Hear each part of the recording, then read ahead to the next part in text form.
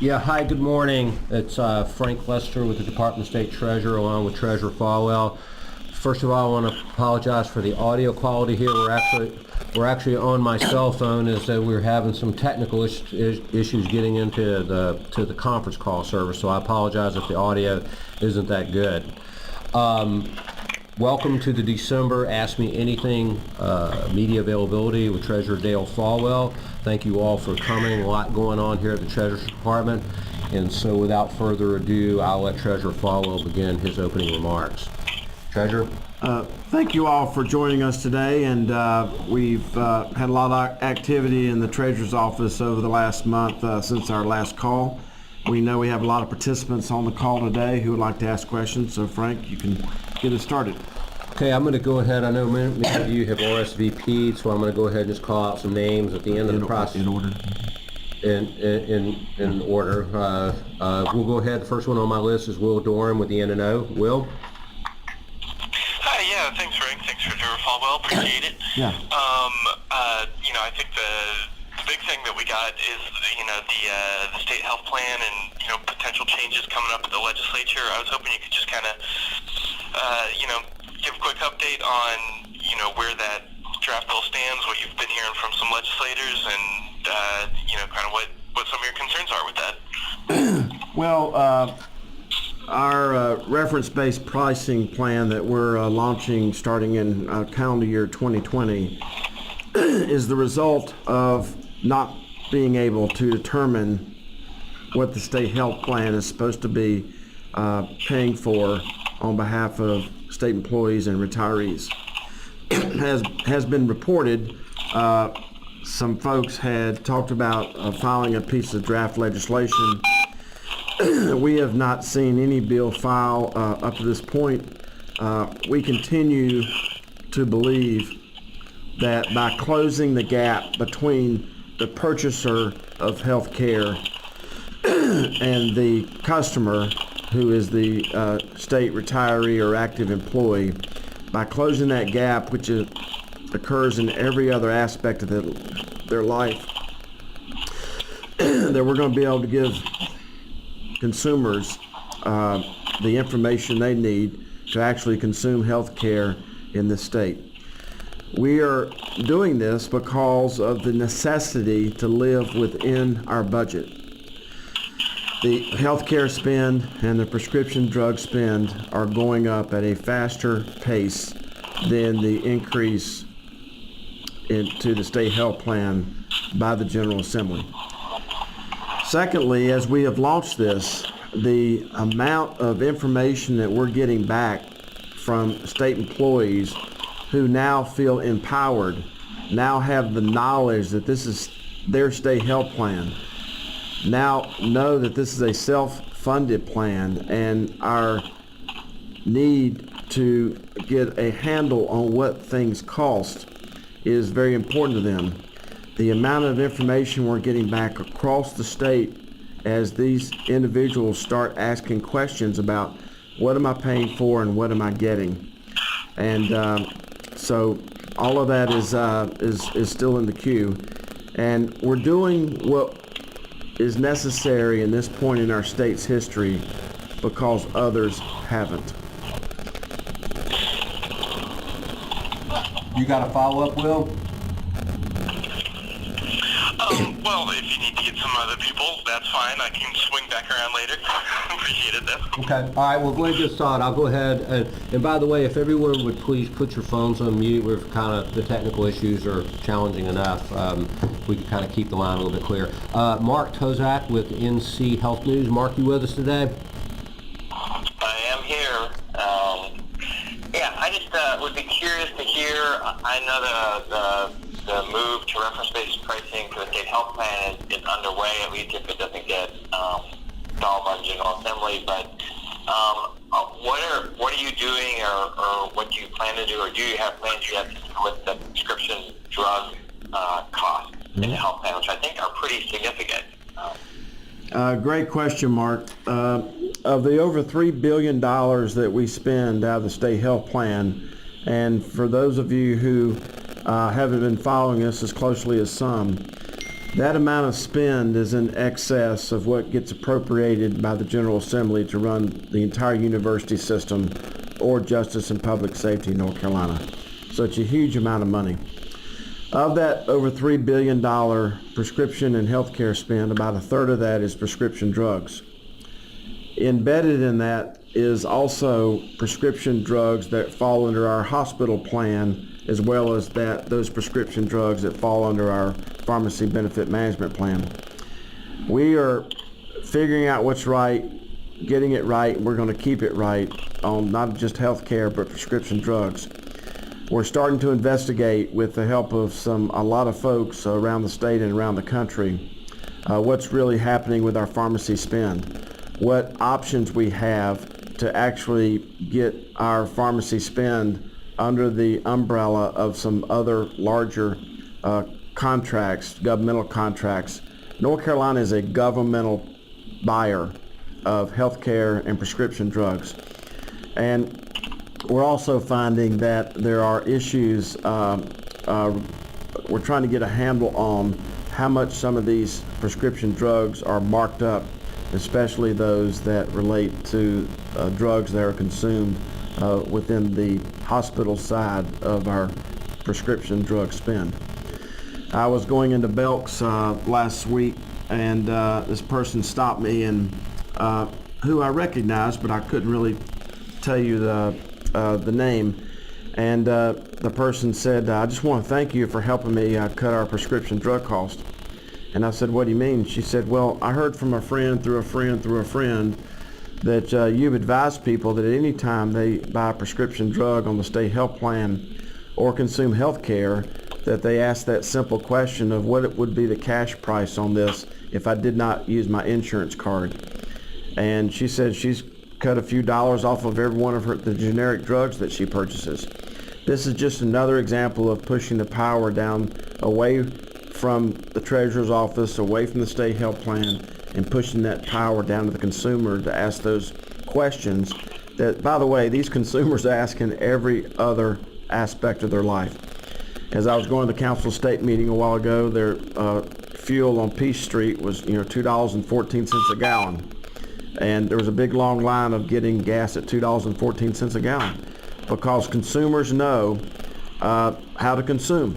We just have to give them the tools to do so, and we're concentrating on healthcare spend, but pharmacy spend is, as you correctly pointed out, is a huge part of our responsibilities at state health plan.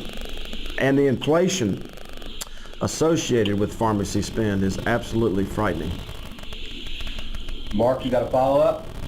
Just wondering if you have any timing on when you might know about, when you might have a plan in place to make a change, whether that's, first quarter 2019, second quarter. Do you have any answer to that? Well, number one, thank you. We have quarterly meetings with our pharmacy benefit manager. The pharmacy benefit manager that we have is a contract that started the day I was actually sworn in as state treasurer. So this was an RFP and a procurement process that went along in the previous administration. I will tell you that I am happy so far with the amount of rebates that we're getting off of the state health plan, off our prescription drug spend. And I'm particularly satisfied that CVS Caremark, who is our pharmacy benefit manager, has agreed to take my suggestion and actually put on the receipt, this is the amount your insurance company paid on your behalf. It is a very big deal, especially as the new state health plan cards are going out this week, where the first time in North Carolina history they say your state health plan paid for by you and taxpayers like you.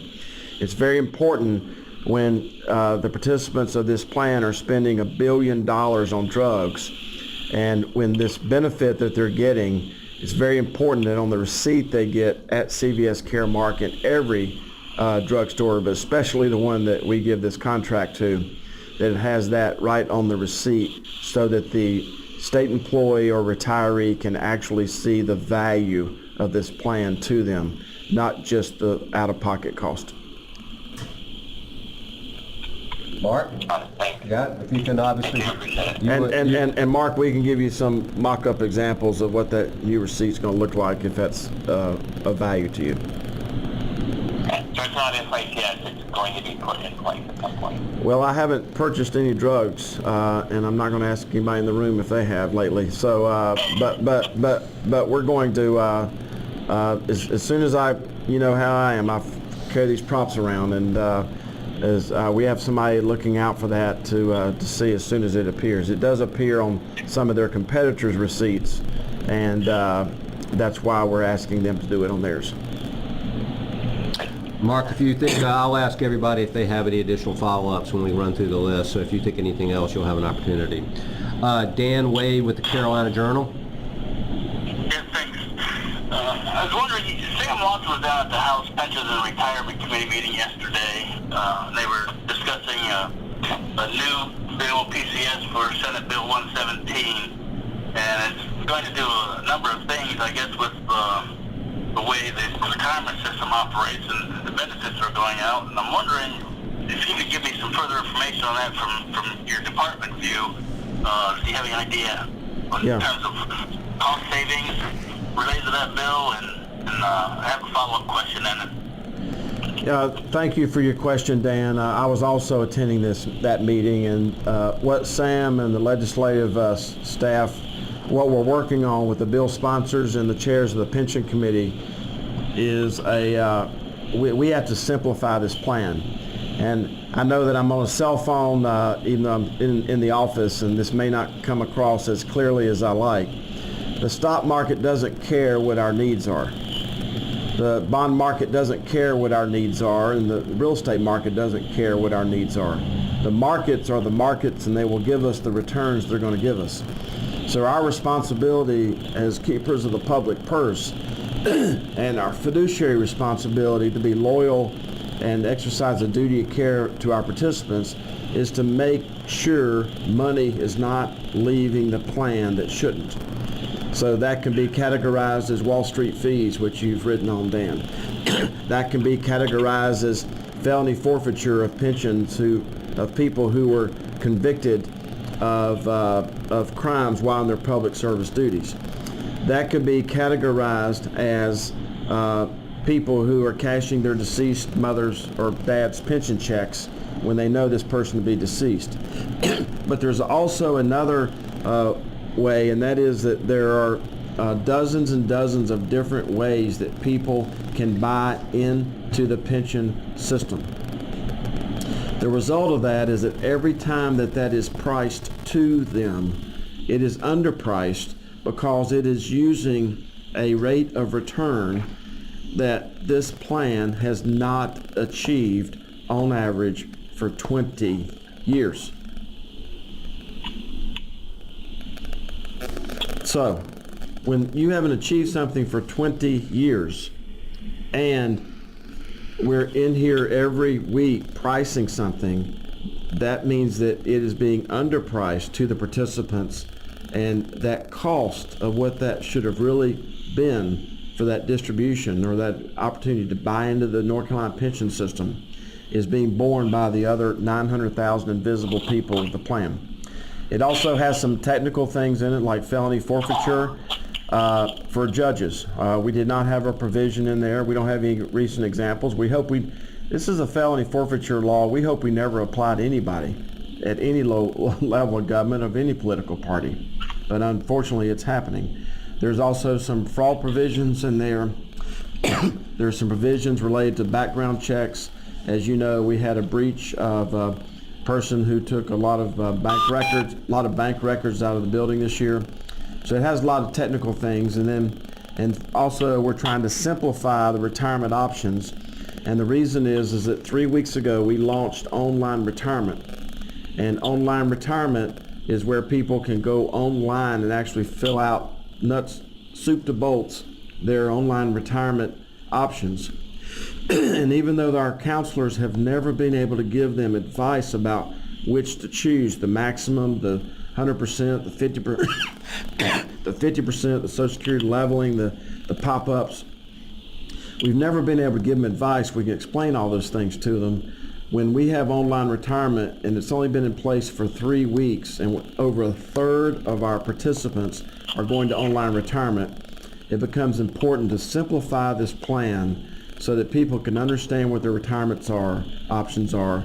We don't want to be giving out retirement options where people make a mistake and either to my advantage or to theirs. We want to simplify these plans, and that's what that bill is in the House Pensions Committee yesterday. It also I'm sorry. go ahead. It also changes some dates associated with a bill that's already over there also. Right.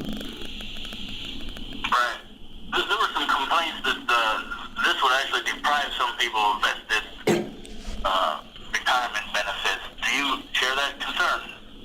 Well, no. Number one, changing these options is something that Governor Cooper voted on himself in the 90s. This has happened all through the life of the pension plan. Number one is that the maximum benefit that every penny a person deserves based on the factors of how much they made when they retired and how many years of service, that doesn't change.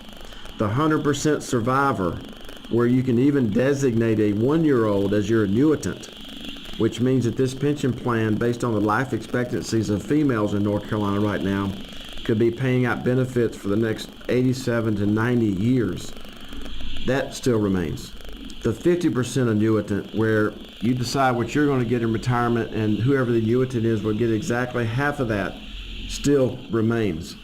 The Social Security leveling, which is a very complicated thing to try to explain, that still remains. But the other options are going away, and these are things that have been done over the years. SENIC, the State Employees Association, which has been following these issues for 20, 30, and 40 years in this state, and who are the voice of public workers in North Carolina, actually endorsed this legislation and these changes.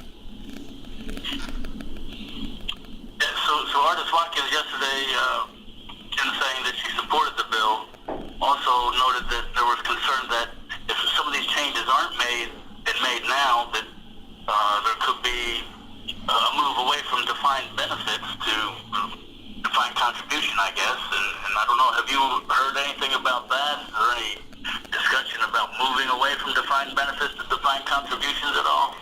Well, what I've said in the past and what I'll say this morning is that as long as I'm the state treasurer of North Carolina, I'm going to figure out how to preserve and strengthen the defined benefit plan. But with that comes the responsibility of figuring out how to sustain it.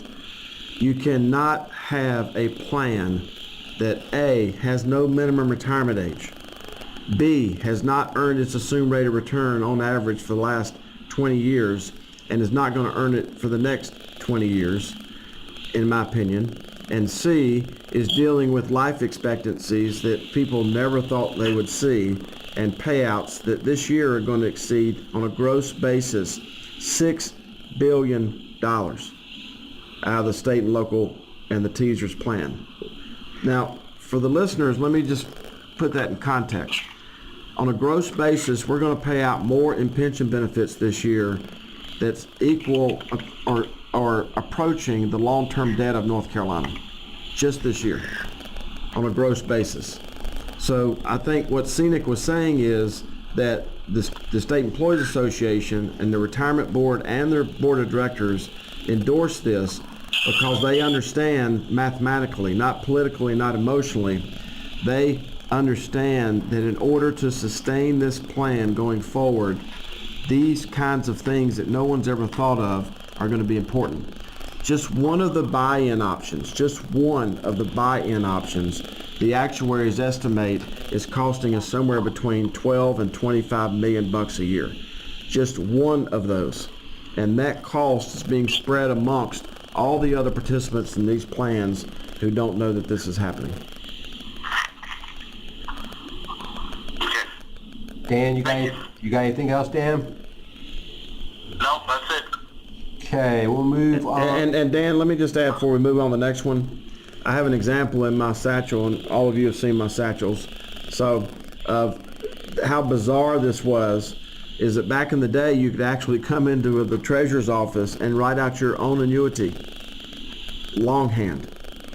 So in my satchel, I have an example of a lady who was born in 1920.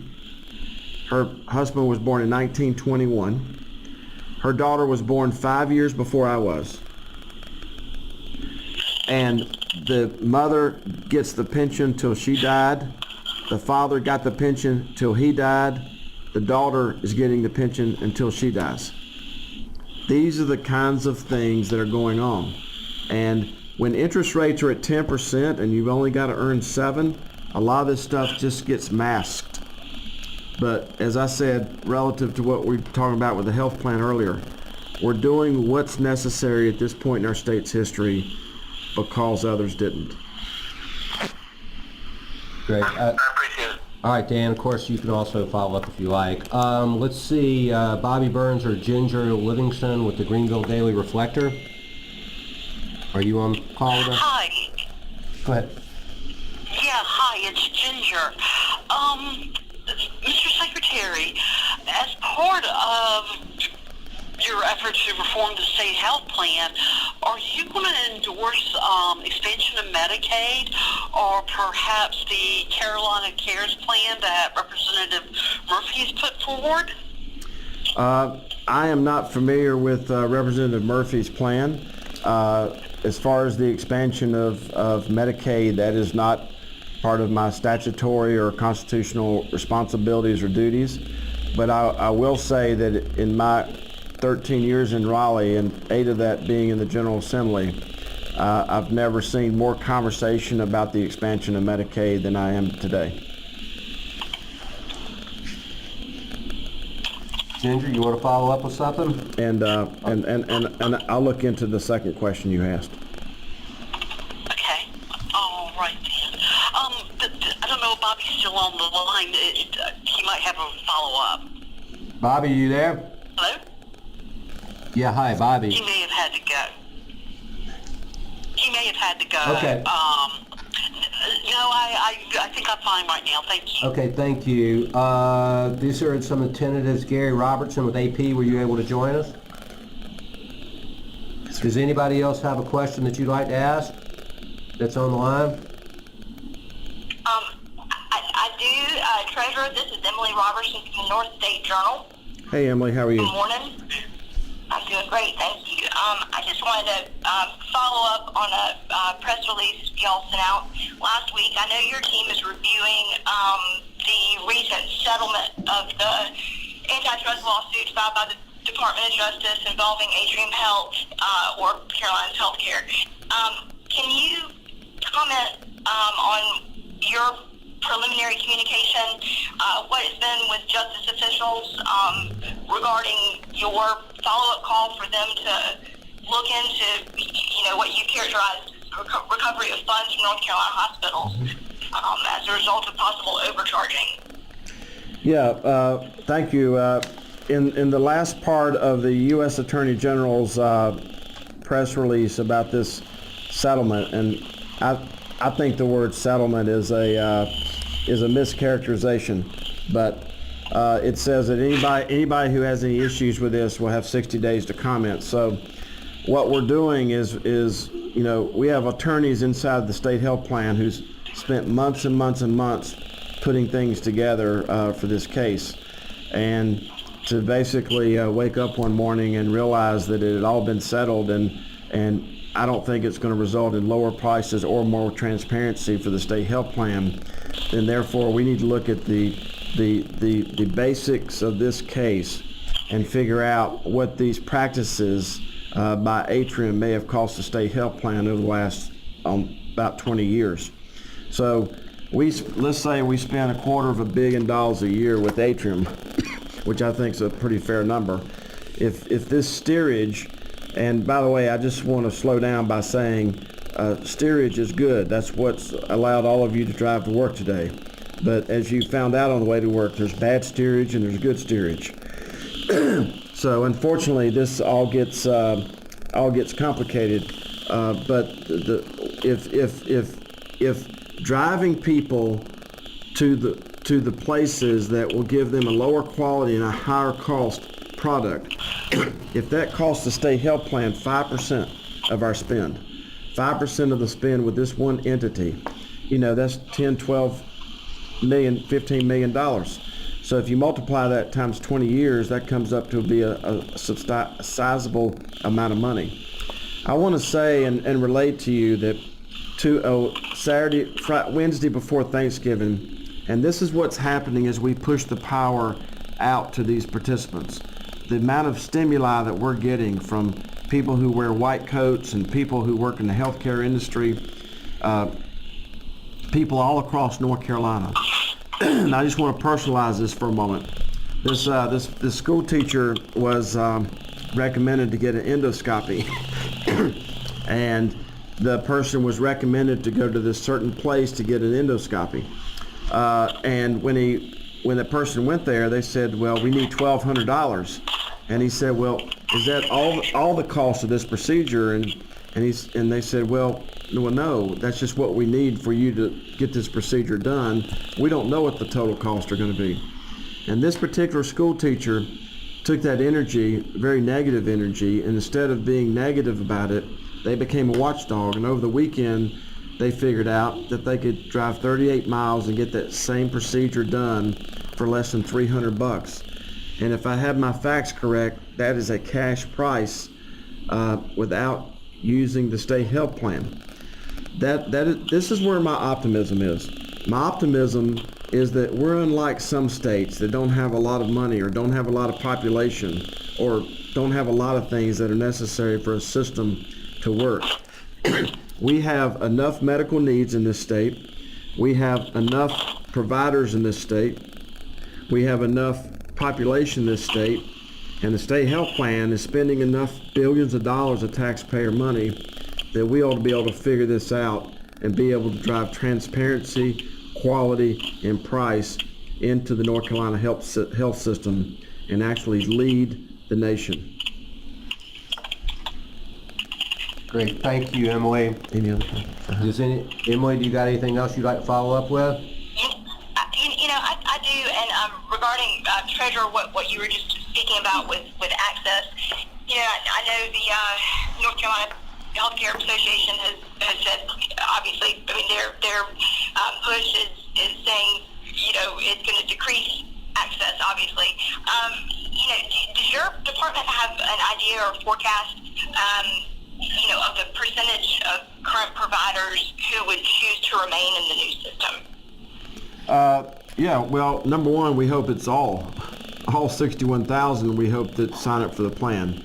Number two, you're referring to an entity that's, known as the North Carolina Hospital Association, and the North Carolina Hospital Association is, if you aggregate all the numbers that they're putting out about what this will cost this entity or that entity, it adds up to about $1 billion in savings, not $300 million in savings.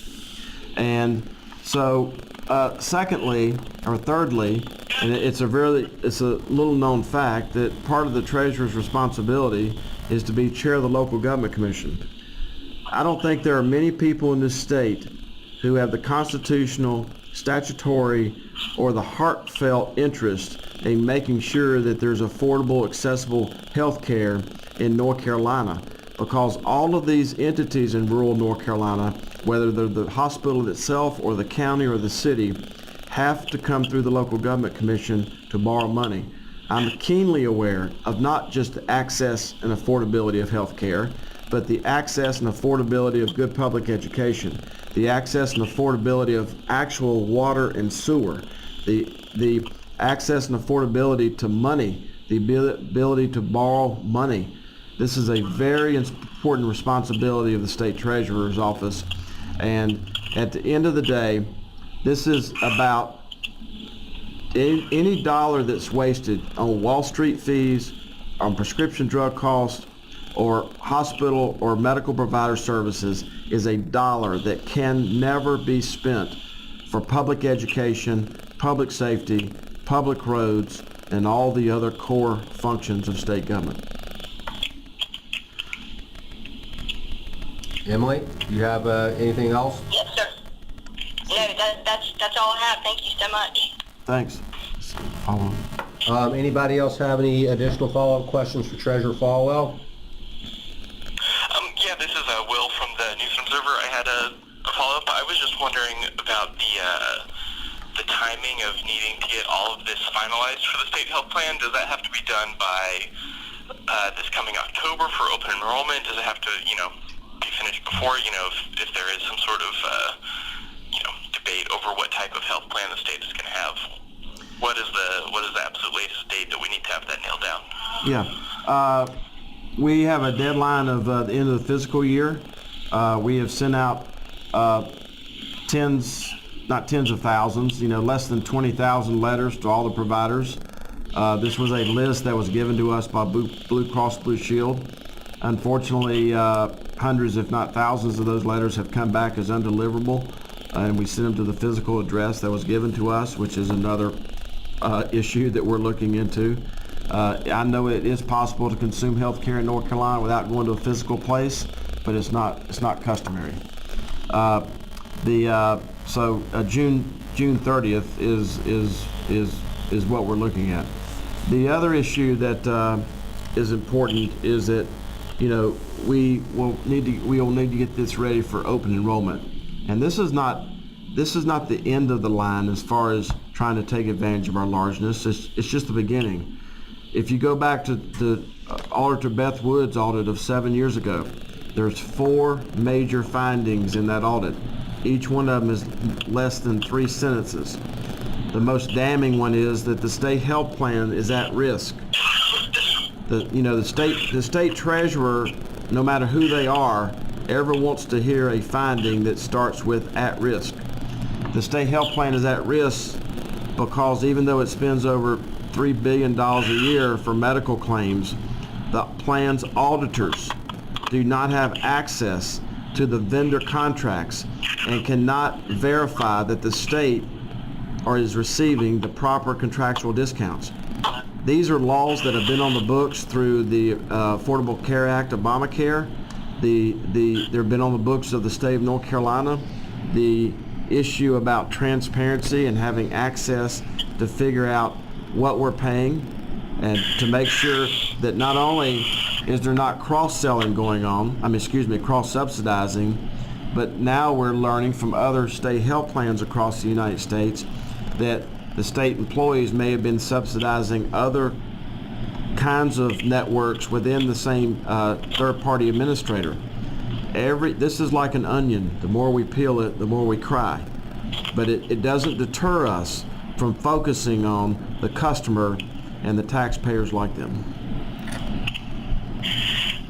Can you expand a little bit on what you just said there about state employees, potentially subsidizing other parts of the system? What exactly do you mean by that?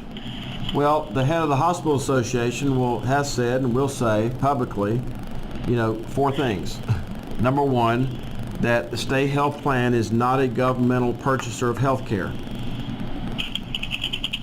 Number 2, that the reason the system needs to remain the same is that we need the profit off of the state health plan patients and their co-pays and their deductibles.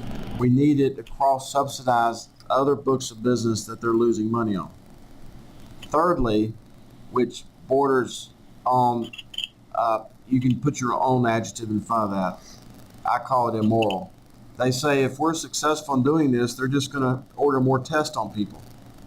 I mean, you know what the debate is about testing on kids in schools. How do you think that's going to go over when you're talking about a person's body? Nobody goes to a medical provider, generally speaking, to book a cruise or to watch a sporting event. They go there because they're sick or they don't want to be sick. That's the only reason. And the fourth thing is, if we continue down the path of bringing transparency to the people of North Carolina about what their health care costs are, then they'll just proceed with trying to get legislation passed to stop us.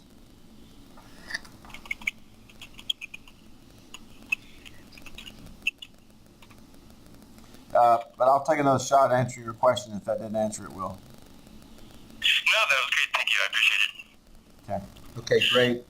Anybody else have any other follow-up? Excuse me. Yeah. When you reference the president of the State Hospital Association, are you talking about the current president or the incoming president? They were all in the room.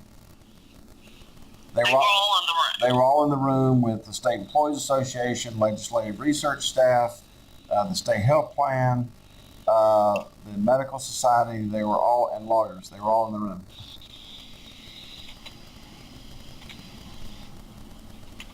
But you can't say who the individual was that made that statement. Well, it was either Mr. Lawler or the gentleman from Vidant. Mr. Lawler says it all the time, so I'm sure he owns it. He didn't have any problem owning it. And there was a reporter in the room too.